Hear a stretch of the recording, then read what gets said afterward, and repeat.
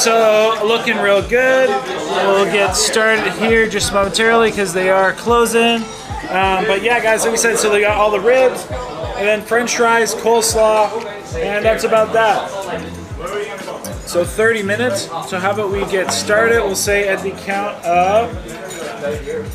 Ready, Rob? All right, let's say 5, 4, 3, 2, 1. Let's eat. Interesting flavor. Very cool. We just showed up in London, and literally within minutes we did this challenge. I see what they mean about the chewy bits.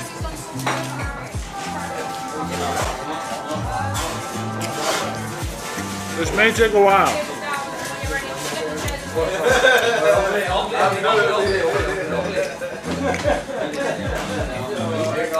Looks like beef jerky.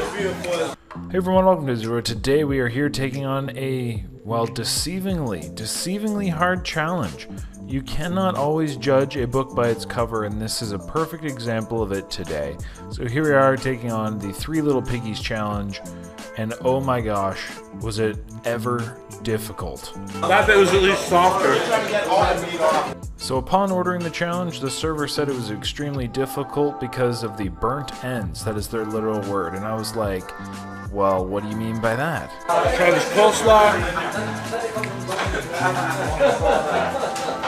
It's very rich looking.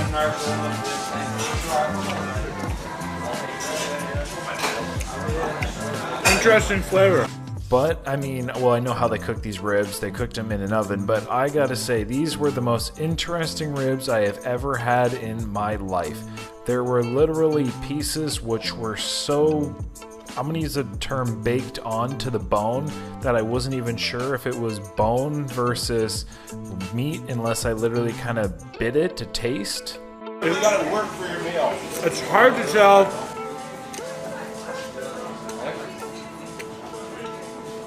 what's a bone and what's not a bone.